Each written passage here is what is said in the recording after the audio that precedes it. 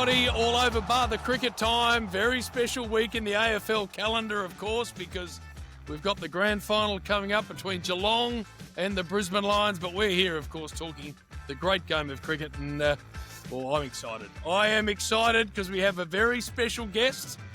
And it's on the back of you two, Bananas, picking your England team of your era. Hello to you on Stratty, Matthew Hayden. Yes, hello JB. It's nice that you also didn't mention the northern sports as well. That some people your grand finals next week. Yeah, but some people care about rugby league, as I'm sure Graham does as well. But no worries, yet. Thank you. No, well, I left you out of a grand final discussion because your grand finals next week. Bluey, nice to see you. Nice to see you too, Haydos. It is a big week. I'm actually heading over to Melbourne for the grand final, so. I'm packing actually as we speak, pretty much. So looking forward to it. Golf clubs? Yes, definitely. Right. I like it. All right. Well, let's not waste any more time. You two have picked your best ever 11s, and we have got a very, very special guest who was a member of one of those 11s. Oh no! And I get the feeling he's going to be annoyed that he wasn't in both 11s. But he's a superstar, formerly on the field and now in the media in the UK. Could not give a stuff about the fact that the AFL Grand Final's on Saturday. Graham Swan, welcome to you. Well, good day, boys. How are we all doing? And take that back as well. I'm a big fan of licensed fighting, otherwise known as AFL. Although, having watched a recent game, I was recently in Perth, watched the West Coast Eagles, who, by the way, weren't great.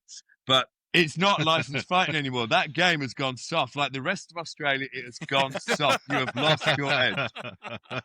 It's actually very, very hard to argue any of that, to be brutally honest. Yeah. How are you, mate? You've just moved house. What are you doing?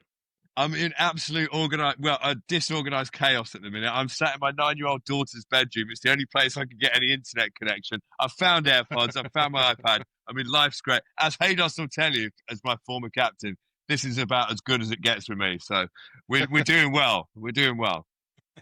All right. Now, we're going to ask you about these two teams. Have you seen both teams, Swanee?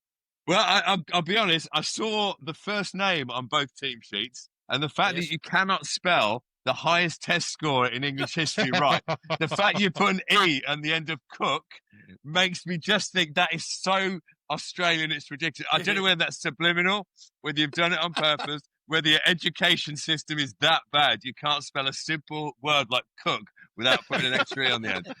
I love the way he's come in swinging, by the way. It's typical Graham Swan, because he knows at some point he's going to cop it on the chin. And let me tell you, it is a hell of a chin as well. That's one of It is. So this is going to be a bit of organised chaos of its own. But Swanee, let's walk through the batters first, Blueies and Haydos. Not in order of all 12, but did anything jump out of the page at you as being ludicrously wrong? No, not really. Batting wise, I think so. I've got him in front of me here. So Bluey's gone for Alistair Cook with an E. Brilliant.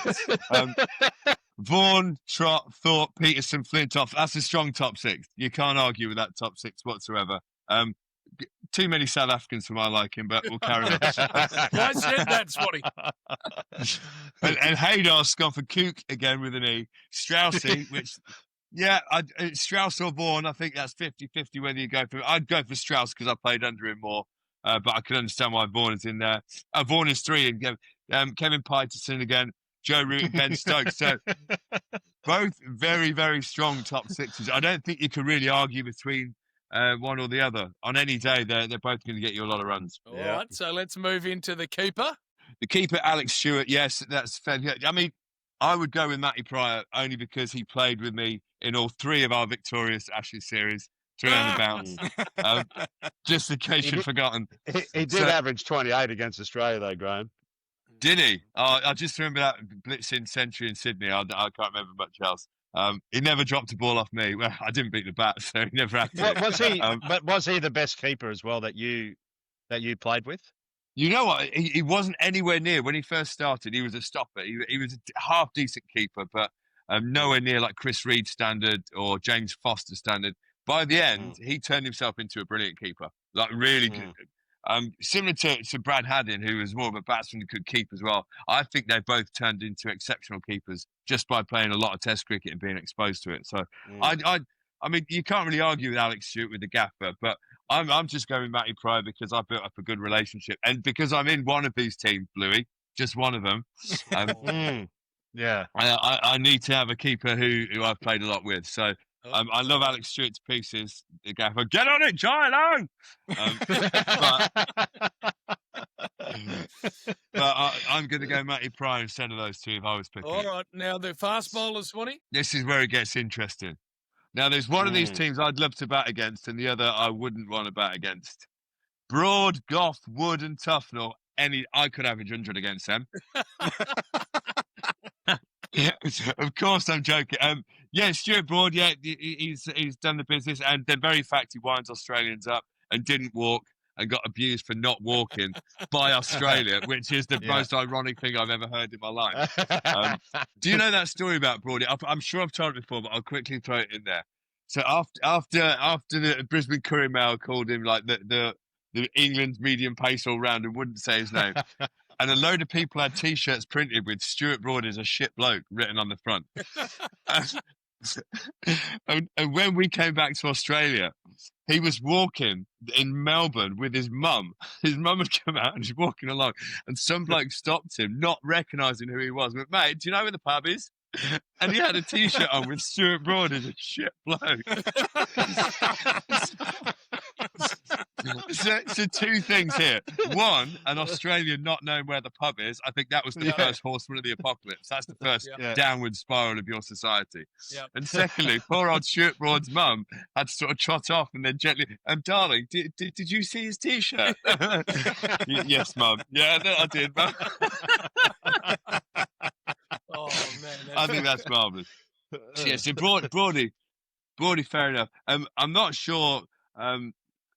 you can tell that, Bluey obviously played against Goffey, played with Goffey, so he's in there, larger than life, got that hat-trick in Sydney, you can't argue with that really.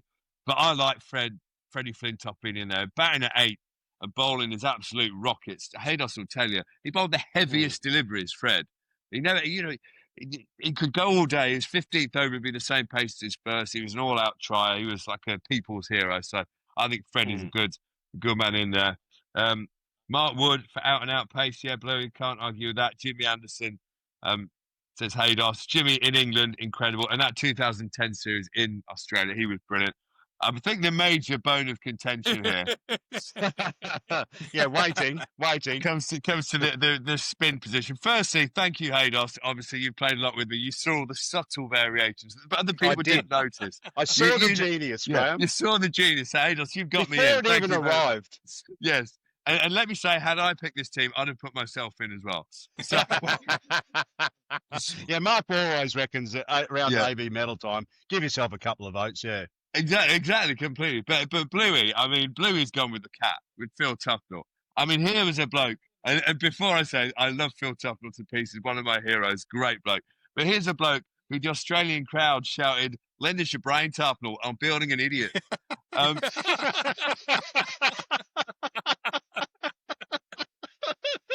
Okay, Swanee, can I just defend myself, please? Yes, of course. Swanee, it was line ball. It was absolutely line ball. It really was. Get the off the greasy were very pole. similar, but Tuffer's fielding and batting just got him over the line, Swanee. That's the most backhanded compliment I've ever heard in my life. They weren't similar, you muppet. No, that is brilliant. I strive my whole career just to be a better fielder and batter than Phil Tufnell. Bluey's just thrown me under the bus there. That's brilliant. I tell you what I will say about Phil Tufnell, had modern DRS and everything been in play, I reckon he'd have easily got 600 Test wickets. When you see some of the Muppets who ended up getting a lot of wickets in Test cricket, me myself being one of them, because of DRS and because umpires suddenly realise you can't just get thudded on the shin all day long. Phil Tufnell was a brilliant bowler. He maybe wouldn't have been so mad off the field had he been able to take too many wickets. He was always so frustrated. Bluey is busy walking the plank, though, so before he does, I just want to say the only way that he actually beats you, Graham, is in his name, which is Philip Clive Roderick Tufnell. I mean, you're just Graham. You think Graham Peter Swan. It's a solid name. You know. Have you heard the old English thing that if you wanted, I think it was if you wanted to be captain of Hampshire or wanted to be captain of England, you had to have two initials in the middle. So CMJ or da. So initially, when my kids were born, I gave them all two middle names just so one day they could be captain of England. And a lot of people won't know this, but my son's name, Wilfred, he was born 2010. We just won the Ashes. And we were all sat in Sydney, and we already had Wilfred and Richard as his first two names because they were our grandfather's names, me and my wife. But I didn't have the other name. And I sat there, and Sarah had just had to fly home. She got on the last flight before they closed the flights to England because of snow in Heathrow.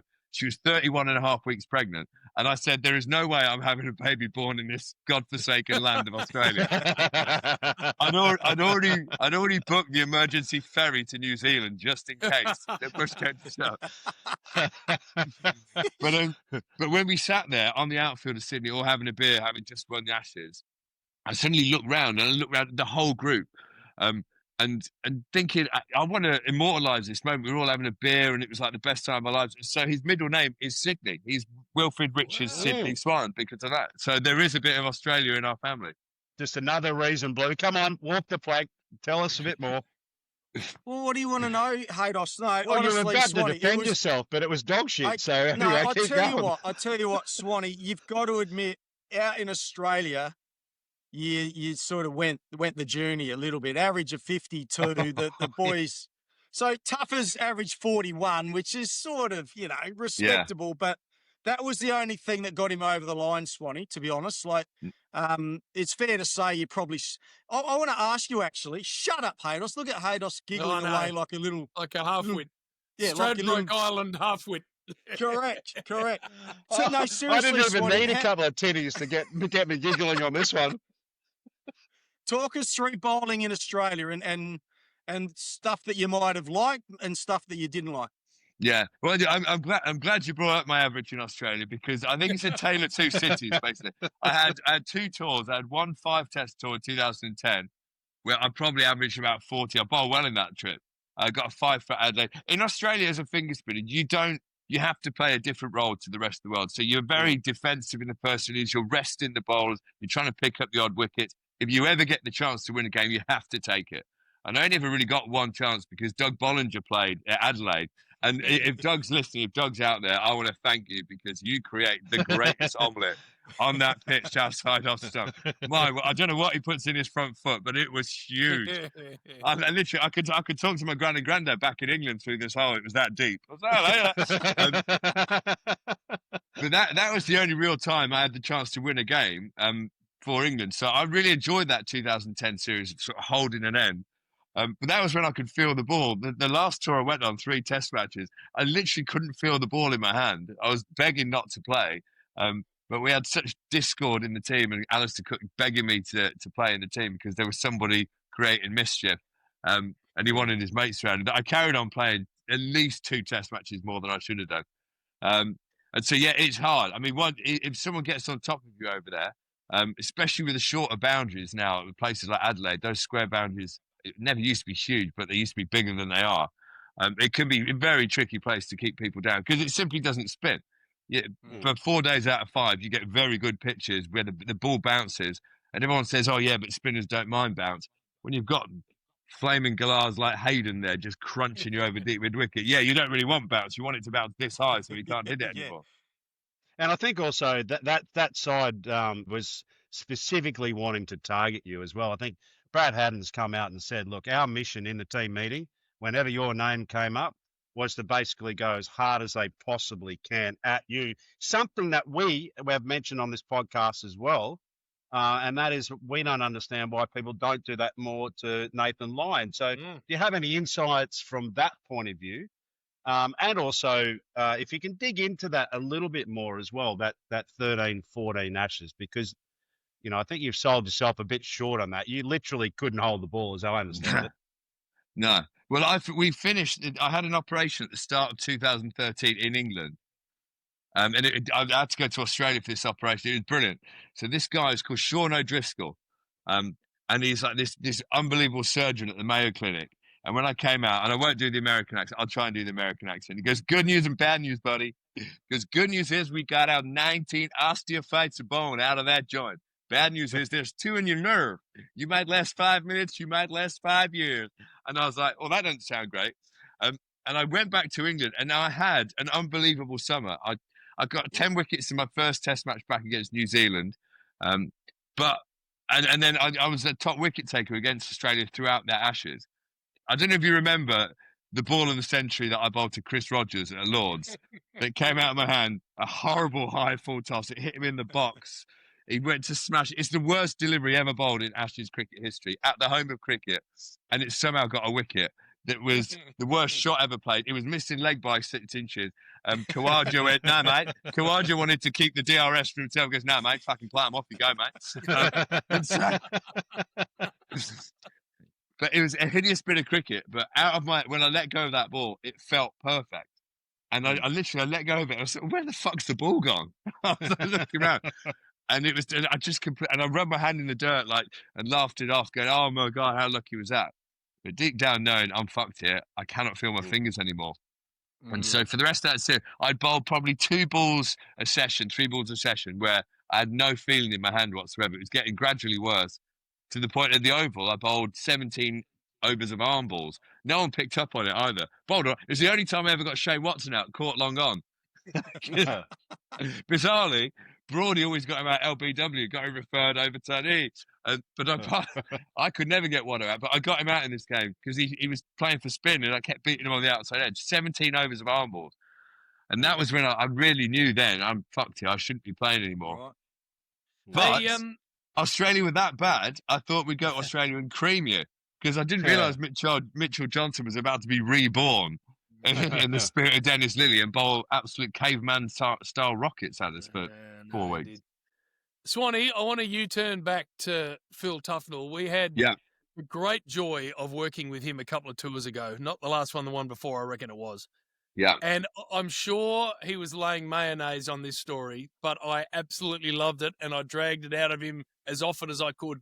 The first tour, he reckons, he got picked on was when, I think they were going to Sri Lanka from memory. And he said they had Alan Lamb and Ian Botham, all the old legends were still around English cricket at that stage. He turned up at the airport and reckons a couple of players asked him to pick up their bags for him. They didn't actually know who he was. They wouldn't have to be heavy. They couldn't be heavy. They wouldn't have any bats in, yeah. No, I wouldn't be surprised if that's true. I'm similar thing. The first time I turned up for an England tour was to South Africa.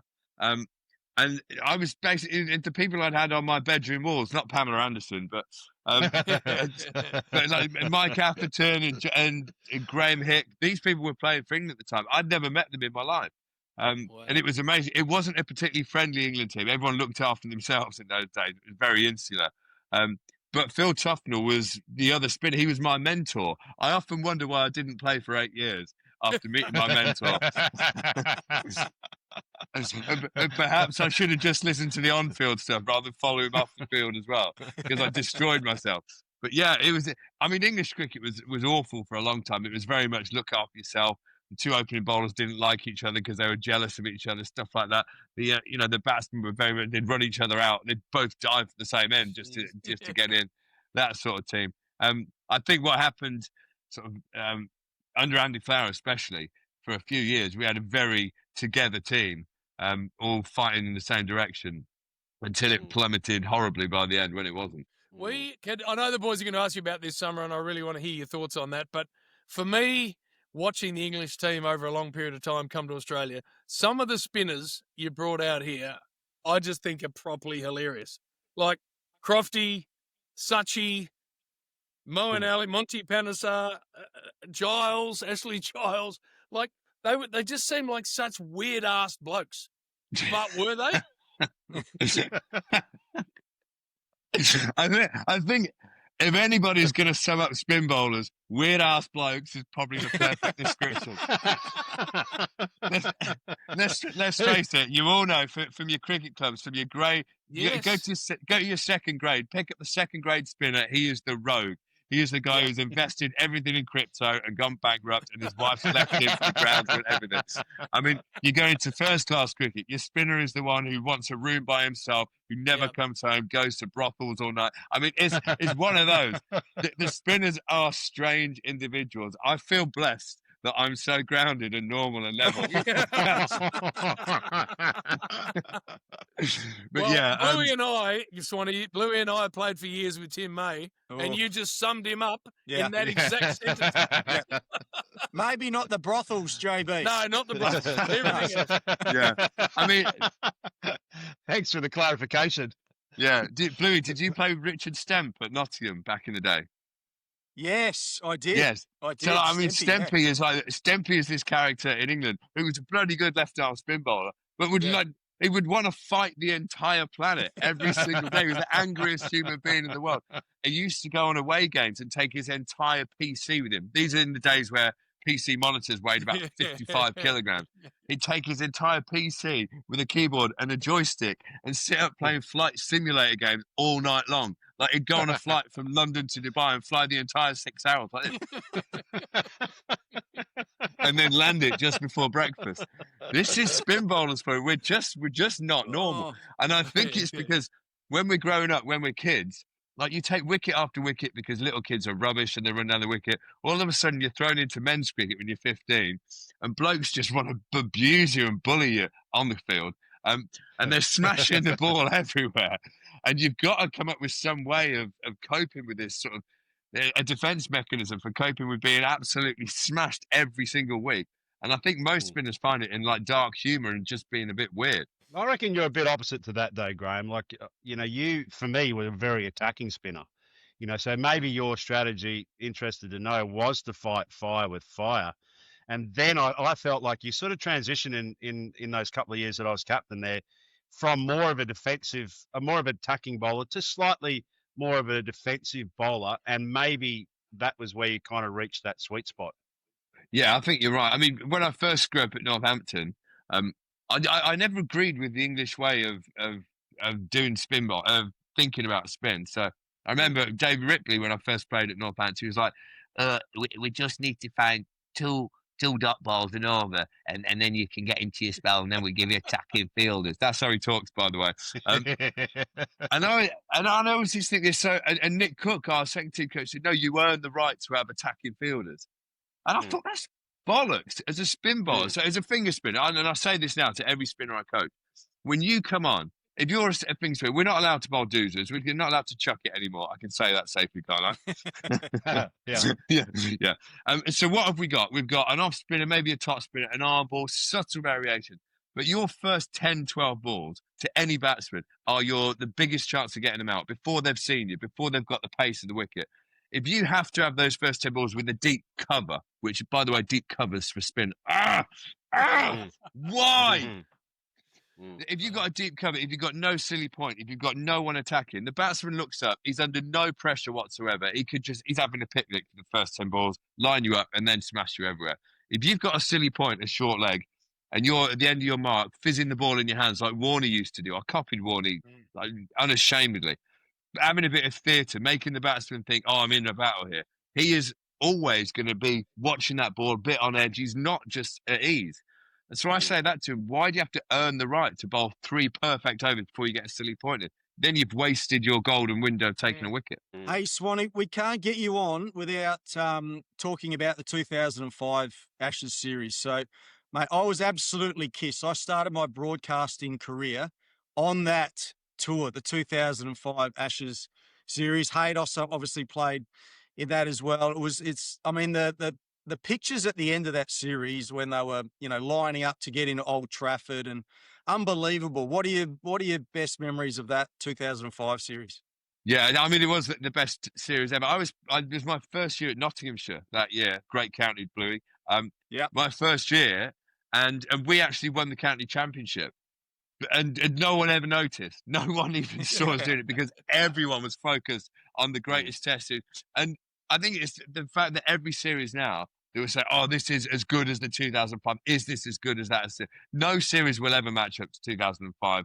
Just the way that so many tests went down to the wire, so close. Like, England almost winning at Old Trafford, the Gary Pratt run out, punter screaming at the bench. And this is still one of the favourite things that English cricket show all the time. Like punter screaming at Duncan Fletcher, "You fucking cheat!" And all stuff like that. But the sheer drama and the fact that, I mean, Australia have been so dominant against England for so long that we genuinely, even though when you look at the England team, that's a bloody good side. I mean, you could have had a better spinner, but it doesn't matter about that.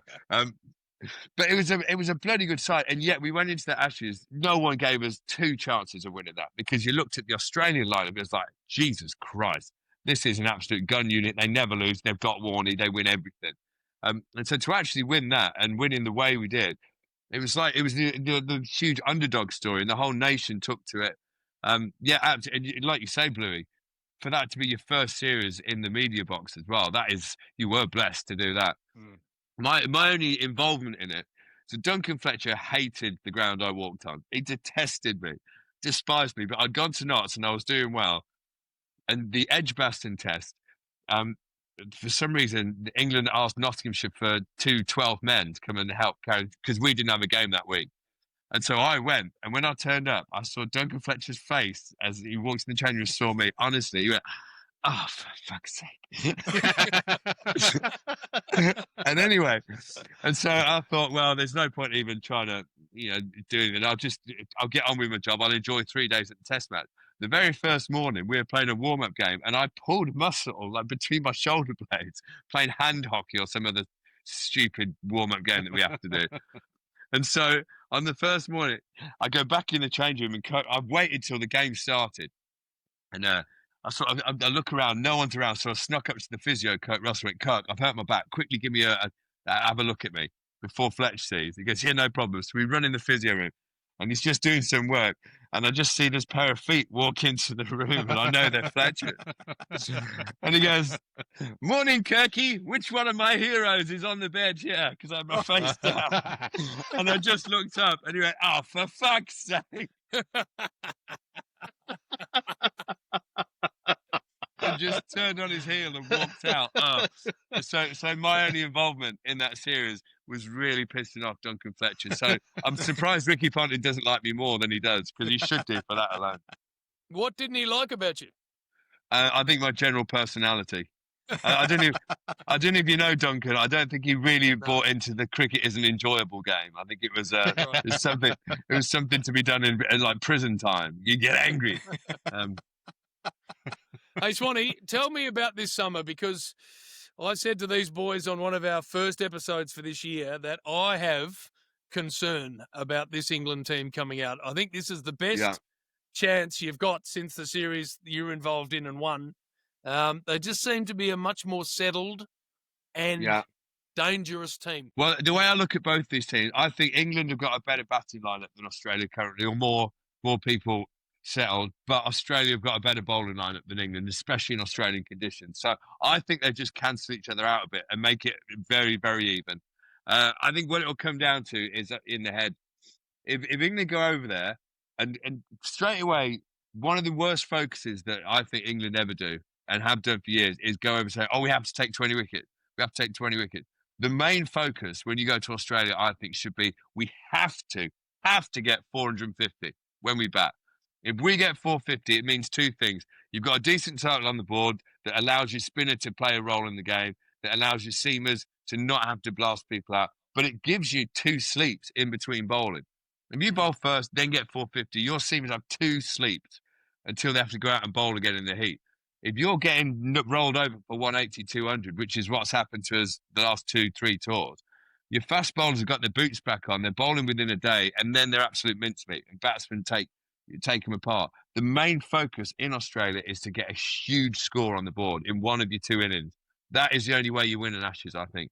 So if England go out there and say that, we have to get Hazlewood, we have to get Boland, or whoever played Stark into their 3rd and 4th spells. Because once you do that, Australia's a bloody hot country. Once you're into your 3rd spell, no matter who you are, no matter how quick you are with a new ball, even the tail enders, you're cannon fodder because the pitches are so good. If you're only bowling 10 overs a day and you're Mitchell Stark and you're allowed to bowl 95 miles an hour, the opposition have got no chance. Well, Swanee, just on that, I mean, that's the role that Nathan Lyon has played so well for Australia over a long period of time. And you talk about, trying to bowl finger spin in Australia.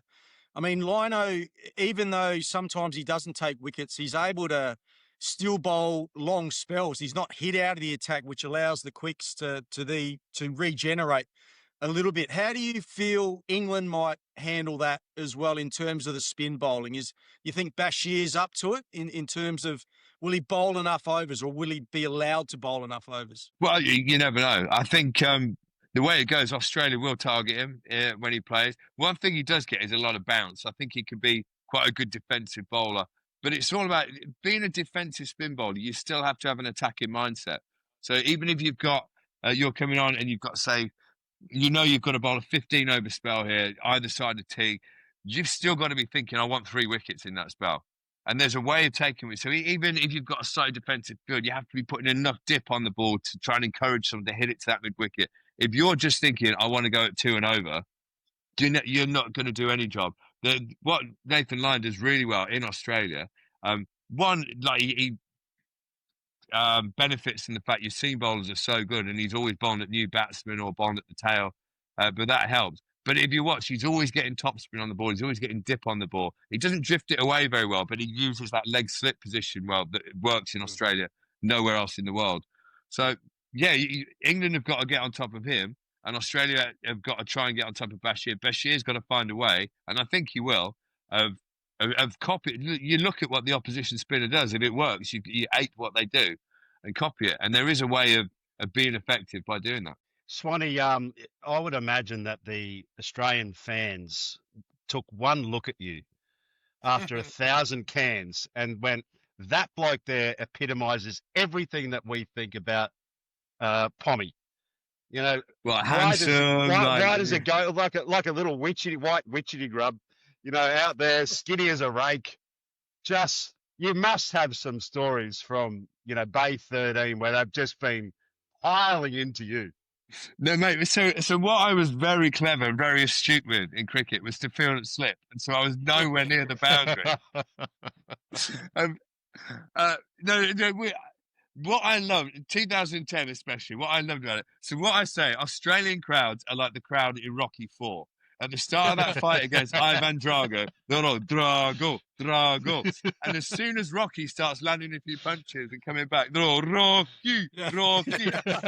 That's what happened. I don't know what it is about your lot, but as a crowd, as a nation, you're not loyal supporters like the English are. You look at English football fans, they'll follow their team through thick and thin, the Barmy Army. They went for 24 years without ever even looking like winning a test. Almost laughed at how shit we were. Australians, as soon as the success was going to another team, they just jumped ship. Oh, no, I don't support Australia anymore. I like this English team, mate. We got some fucking spunk, mate. That's not how you do it.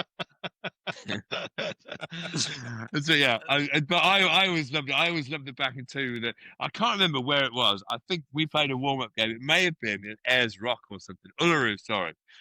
In the middle of nowhere, and it was 50 degrees. I could feel my head cooking inside my helmet. It was a joke. And we had like our numbers on, and my number used to be 66 before Joe Root stole it.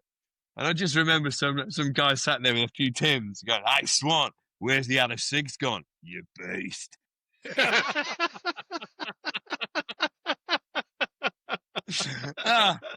I loved it. I used to enjoy it. But the one thing that Australian crowds really need to learn is how to actually get some decent songs going. The Barmy Army are brilliant at making up songs, making it funny. Aussie, Aussie, Aussie, oi, oi, oi. Oh my days. How you put up with that as a nation? Honestly, when Haydos and you have to do this, run for government. Because I'd vote for you any day. I can't believe you voted for Bluey. He didn't even vote you into the best 11. Oh no, Bluey! No, Bluey's burnt his bridges now. I'm not being in his cabinet. But hey, when you run for prime minister or president or whatever you've got these days, and you've got taken land, your first thing should be, we will get rid of Aussie, Aussie, Aussie, oi, oi, oi, and get a decent song for the crowds to sing, mate. And then everyone will vote for you. I agree. It's embarrassing. To your point, by the way, if you talk to the old boys that played against the West Indies in the late 70s and early 80s, the Australians didn't even try and act like they were barracking for Australia. The West Indies came 5 years in a row, and all of our cricket fans wanted the West Indies to win. Like Clive Lloyd and Viv Richards and Michael Holding. Speaking of which, now, Swanee, I don't know how much of this you do, but for our audience, your ability to talk some of the best I've ever seen and ever heard. And I know Bumble is one of your favourites and a magnificent commentator who is coming to Australia this year. David Lloyd is my favourite, and he's come out with the best Australian sledge I've ever heard. So 2010, Boxing Day Test match. It's obviously the biggest day in Australian cricket. That first day, it's like every single thing in England rolled up into one. FA Cup final, Wimbledon final. I mean, that is Australia, isn't it? First day of the Boxing Day Test match. We bowled Australia out for 98, and by the end of play, we were 160 without loss. The greatest day of Test cricket an Englishman has ever been involved in. I took one catch, bowled 2 overs. It's still my favourite day of Test cricket. And Bumble was on air. So at the start of the great day, 98,000 people. And by the end of the day, only 25,000 people are left in the ground. And they're the English. They're the Barmy Army. Yeah. And Bumble was on air. He goes, oh, look, it must be fancy dress day here at the MCG. 75,000 Aussies have come as empty seats.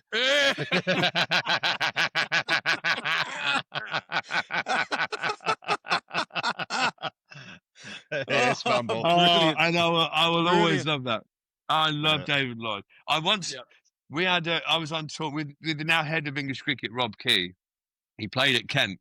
And there's a guy, David Fulton, who was the opening bat, who was scoring run after run after run, but not getting picked for England. And Keezy, who was a bit of a prankster, a bit bored one day, goes, oh, Swanee, give Fulton a ring and do your Bumble impression. Tell him he's been picked for England. And so we're on... And so that's evil. And we've had a few beers, and so I phoned him up late at night. I went, David, it's David Lloyd here. How are you going? Oh yeah, hi, Bumble, how you doing? I said, look, just keep doing what you're doing. You're playing so well. You're so close to the England team. Honestly, a couple more scores and we'll get you in for next year. Train hard over the winter. And he's like, thank you so much, Bumble. This means so much. Of course, I thought nothing of it. 10 months later, he's trained his tits off all winter. He's started with a few hundreds. He's waiting for the sparkle. Oh, that's evil. Oh, man. But I had nothing back on this for 10 years. And then he came up to it. He finished by then. And he came up like a bit sheepish with, mate, you once phoned me up as David Lloyd. I've only just found out. It nearly fucking broke me, mate. I never got the call back. Oh, man. Oh, I love that. Hey, Swanee, are you coming out for the whole summer of the summer? Are we seeing you? I am. So our Lions team have got a tour that runs alongside the Ashes until the first 2 tests are done. And then I'm staying out and doing some media stuff and just generally hanging around, playing golf and hopefully getting invited to Haydos' house at least once because he didn't invite me last year. So I'm going to get there at least once. Oh, yeah, exactly. Which one? Well, I just think if you land in Brisbane and drive for 20 minutes in any direction, you hit one of the Hayden properties. You're always welcome, Graham. Apologies for Bluey, Swanee. You were in all of our teams. There was this one example that we can't defend. They made me do it, Swanee. They said, we want a point of difference, and I just took one for the team, mate. It had a smell of Hayden behind it, to be honest. I knew. I was arguing hard for you, Graham, I must admit. No. But, anyway, there goes Bluey. He's off the plank. No hard feelings, mate. We'll play golf when we get there, Bluey. We'll talk about it on the golf course. Yeah, love to, mate. I'll take you out, definitely. Thank you so much for jumping on, mate. We cannot wait to see you in a couple of months' time. Aussie. Shit. Thank you, mate. Geez, what a pleasure. What a great man Graham Swanee is, by the way. And if you ever get to see him, which I've only ever done speak publicly, like if he's at a function and you can get a ticket, he is He's very genuinely funny. Yep. No doubt about that. All right, boys, all over Bar the Cricket. Get it, obviously, wherever you get your good podcast, but also on YouTube. Good luck to whoever's playing this weekend, whether it's prelims in the rugby league, and, of course, the Storm are involved in them, or, of course, the grand final with the Lions and Geelong. Good to see you both.